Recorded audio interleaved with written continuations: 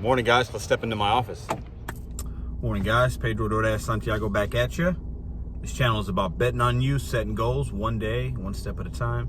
So if you're not subscribed, I do gig econ work, DoorDash, working towards my dream of owning my own small business in the St. Louis, Missouri market to help other small business owners deliver their goods and services to their customers and saving them money. So I do videos every day. So my videos are mostly ride-alongs, things like that. For those of you that have watched this, you know that already. Thank you for the support. For those that aren't, subscribe. I'll teach you something along the way. If you're an e-gig-con worker and you're not making $30 to $35 an hour, subscribe. I'll help you out. We'll have some laughs along the way. We can teach each other things. It'll be good times. Yesterday wasn't a great day for lunch. I did a little bit at night. Night was really good. Today it is 10:26. So I'm gonna put a little gas in the car and then I'm gonna head out. It's a beautiful day in St. Louis, Missouri. I am in a medium to large size market, busy market though, very, very, very busy. So I have a total of over 2,400 deliveries with DoorDash. I also did Uber Eats rideshare. I already did Uber Eats rideshare, and a little bit of Postmates last year. I have well over 3,000 deliveries combined. So I've done the market research in my area. I know a little bit of what I'm talking about. I still make mistakes, but I try to learn from them. And if I make a mistake, I'll let you guys know about it so you don't make that same mistake. Today's video will be about the 5 things I love and hate about gig econ work. Okay, I'm gonna give you my top 5 things I love about it. I'm gonna give you my top 5 things I don't like about it. And in the comment section, comment below your top 5. Let me know what market you're in. Let me know what you think about the top 5 of each, the ones that I have. And let's go get this money today. All right, guys, I'm on my way to get a little bit of gas. I use the Get Upside app, as some of you know. For those of you that are new, download that Get Upside app. It's a free app. You can check in and it'll tell you the local places in your market, gas stations that are giving you cash back for your gas. So right now I'm getting to go to the Phillips. I go there a lot. It's a mile and a half from me. I get 25 cents cash back. Right now I'm at $40 cash back over the last, I don't know, I've probably been using the app about a month or so. So get the app, it's free. It's free money. I could do anything. I could cash out my 40 bucks. I'm gonna let it just build.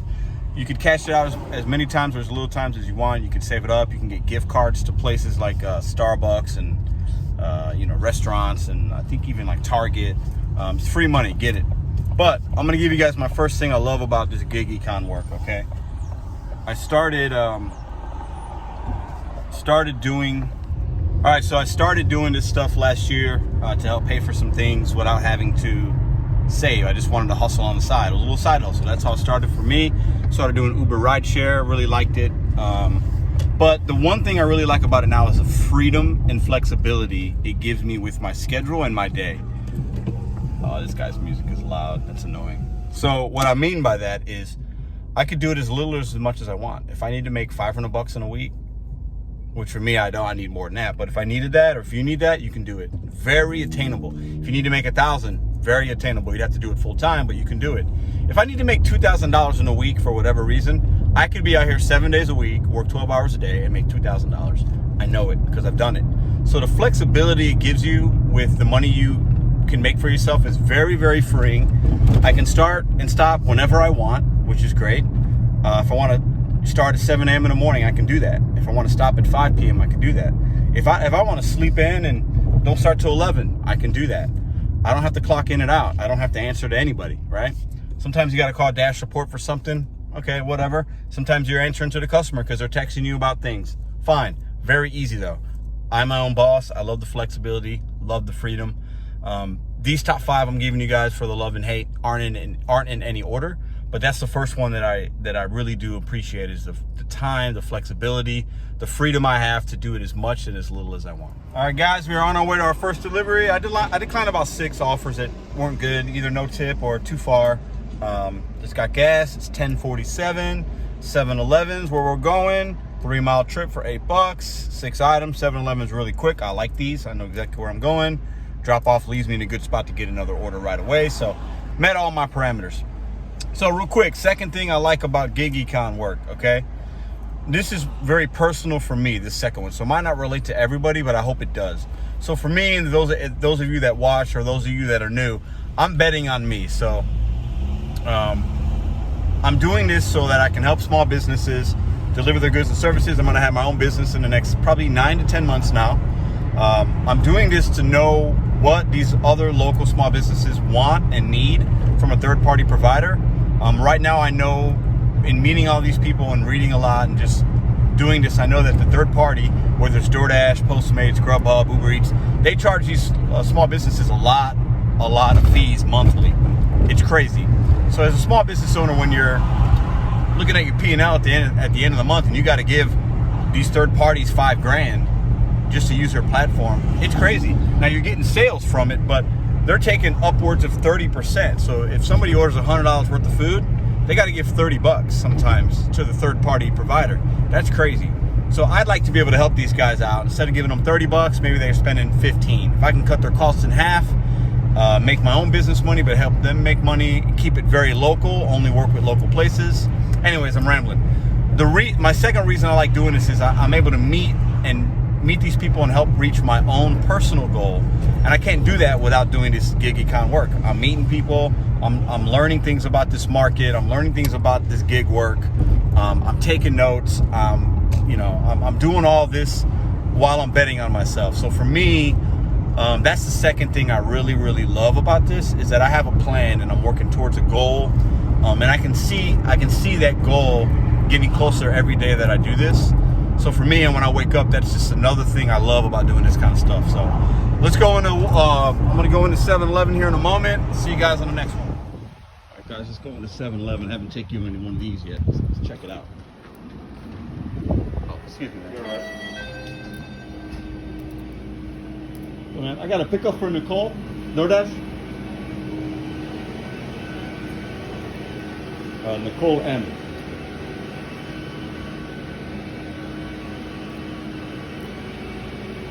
Yeah, I think it's that one.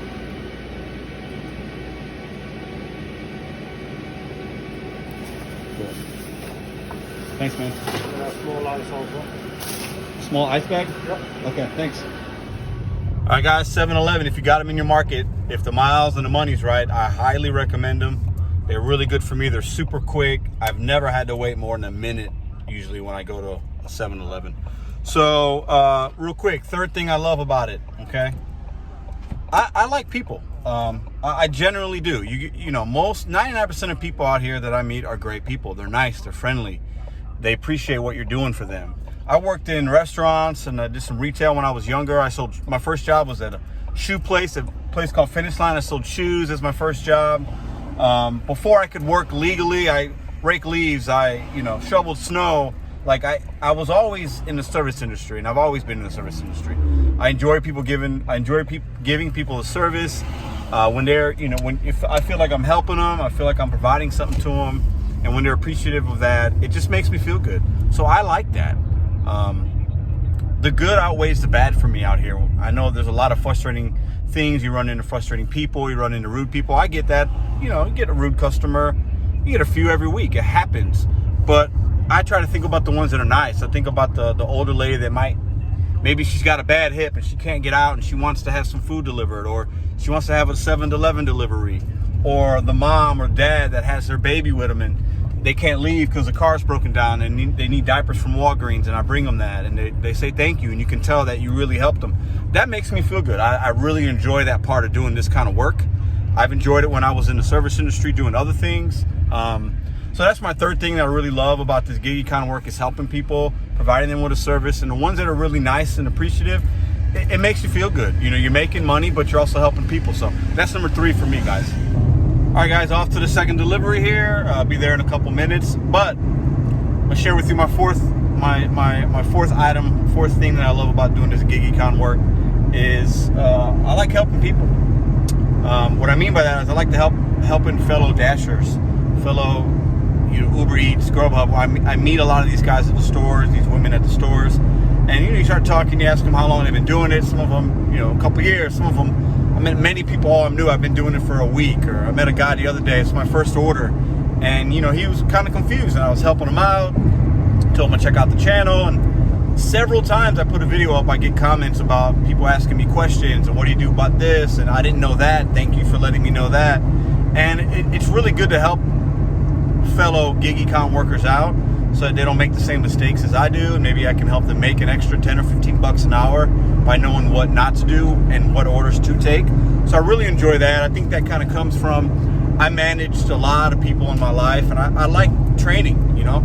I've worked in restaurants where it was a training location, and we'd have new managers and new people come in, you'd have to train them, and to see the progression of them from day 1 to day, like, you know, 20 is really cool. And to know that you had a hand in that, and to know that, you know, it's a big responsibility when you're training somebody, but when you're helping other people out, it's good. It gives you a sense of purpose in my day. I'm dashing, I'm making money, and I'm betting on myself, and I'm working towards my goal. But in the meantime, if I can help people out with some tips and some tricks that I've learned along the way, then that's, you know, it makes the day even more, it's like a cherry on top, you know, of the Sunday.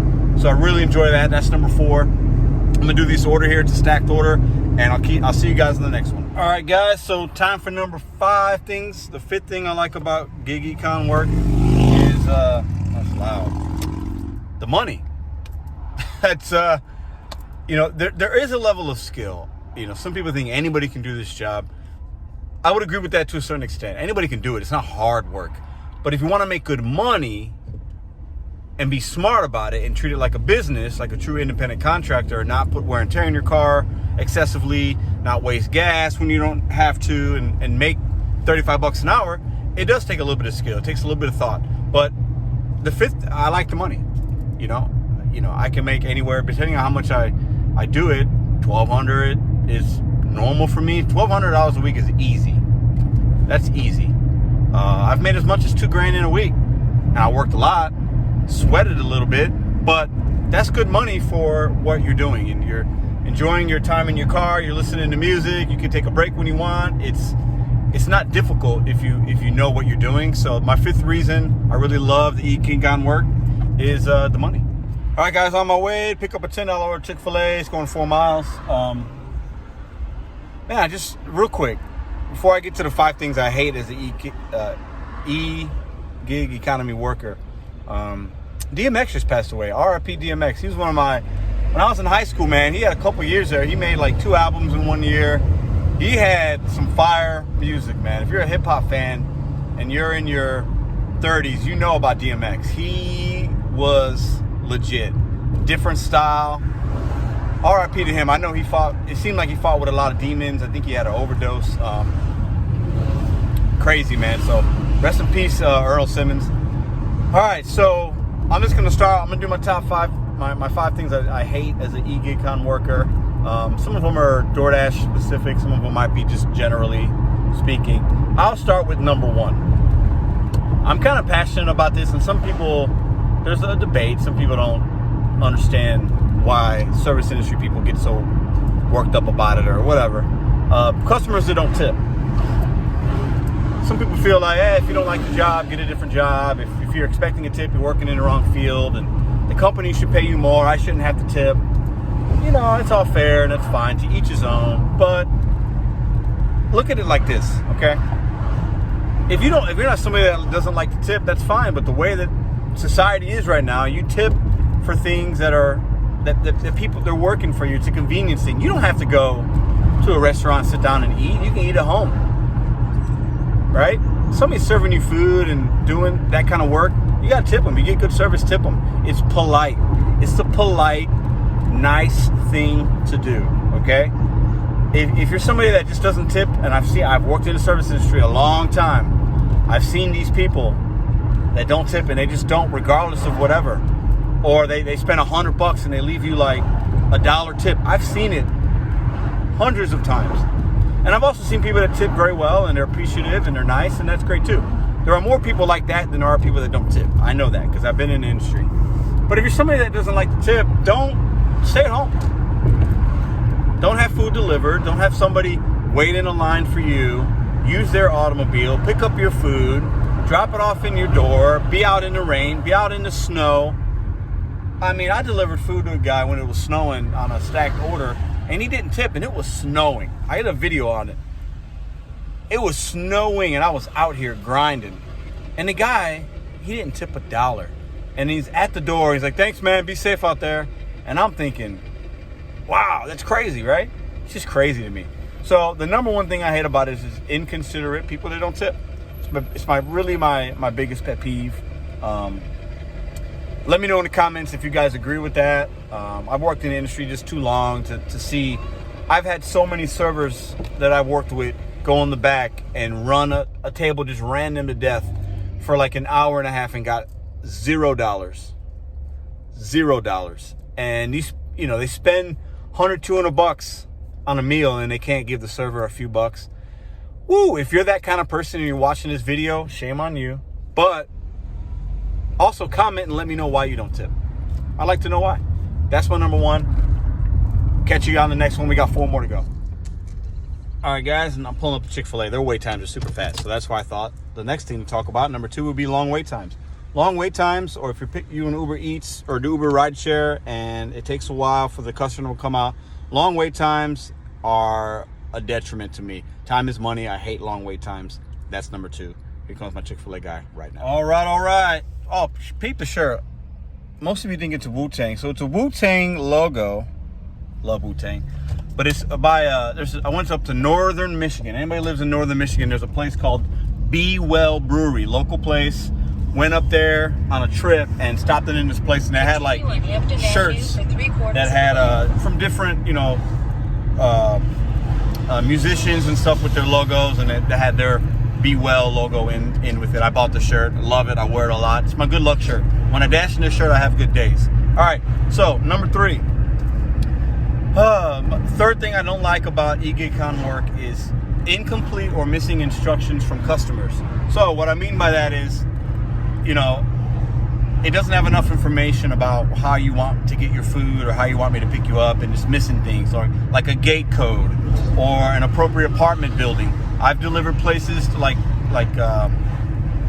big buildings or like plazas, and there's like one address, right? But it's like there's like 10 businesses there and they don't specify which one. So I've had to literally go, because I text them and they don't respond because they're probably working, which I understand. But I'll have to go to like the Dollar General and then the Planet Fitness. And I've done this and I've gone to each one looking for the customer. To me, that's really rude. Like if you order food, you should know, like give me the appropriate information so I can get your food quick, right? It took an extra 5 minutes for me to get this lady her food, and I say, hey, all these buildings are the same address. And, she goes, yeah, I know. What took so long? That was her response. And I politely said, well, I tried to text you, you didn't call. She goes, I was at work. It's like, I know, but next time if you want to just put in that you work at the McDonald's, then I can go right to the McDonald's. But all these buildings have the same address. So. And she just kind of rolled her eyes. And so incomplete, missing information from a customer can be very frustrating for a driver. So customers out there, give us the right information. It helps us out. It makes the drop off easier. You'll get your food faster. All right, guys, time for number 4 things I don't like or hate about eGigCon work. So like I say, most people are very nice. I have pretty thick skin, but as an Uber driver, rideshare, number 4 for me is definitely people that aren't just considerate and they're rude of your vehicle, and they think that they can just kind of do what they want in there. And I used to pick up a lot of people from bars at night. They're drunk and they're tipsy, and 99 times out of 100, it's actually kind of funny. And I had great conversations with a lot of people I used to pick up, and a lot of times they'd, hey, can you stop? They would ask me if I'd stop in through like the White Castle or Taco Bell drive-through, and depending on how my night was going, I usually did it, and I'd get an extra cash tip from them, or customers would offer to like get me food. I always denied that. But anyways, most people are really great. But you do get those people that are just rude, and they get in your car and they're slamming doors and they're trying to bring alcohol in your car, and they're just very, very rude, inconsiderate. I've had a lot of people with kids and bring their kids in the car, and the kids just like making a mess in the back seat. And I've had couples fighting in the back seat, like fist fighting. I've had people that start arguing and start throwing racial slurs, like really just rude people. And this is my vehicle. I came to pick you up to get you home safely or to get you to work. So number 4 for me is rude people that are inconsiderate about your time, your space, your vehicle, your property, and they kind of think they treat you like you're a servant to them. And for me, that's definitely number 4. Let me know if any of you guys can relate to that. it, then we split it. Damn right we did it. What the f you gonna do when we run up on? All right, guys, number 5, things I don't like.